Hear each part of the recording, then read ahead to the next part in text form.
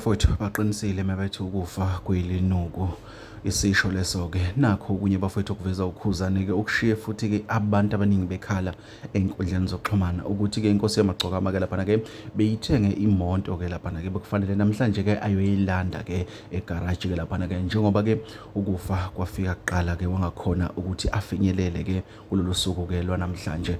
Le mbiko ivezwa ukhuzane umvokampungose.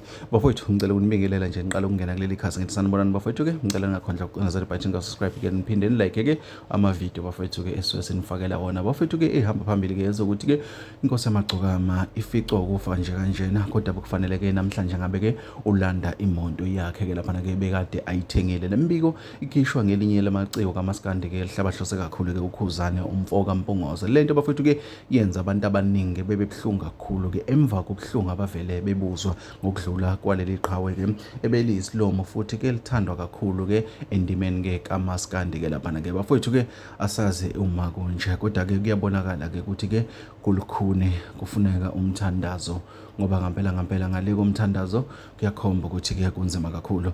Le mbiko elokhu ivela ngenkosi yamagcokama emihle akukho ngishona nokukodwa okubi okwavela ngayo kodwa kusavela izinto ezinhle zonke ngoba insizwa le bifuna ukwenza ikusasa layo-ke liqhakaze kuze kuqapakela-ke nasey'nganeni-ke zakhe anazo. Le nto bafowethu-ke ibuhlungu kakhulu kodwa-ke ngeke sathini ukhuzane-ke usithathe wasibeka lapho-ke kutheni-ke kwavela ukuthi-ke cha bekufanele namhlanje-ke alande imoto yakhe.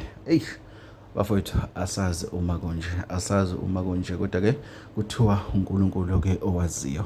Mina ngikuthatha ngikubeke njengoba kunjalo ngiyakuthembisa futhi uma kukhona okunye engikutholayo-ke ngiyobuya nakho ukushisa kunjalo. Ungakhohlwa ukulike uphinde usubscribe bafowethu siphinde sidibane kwezinye.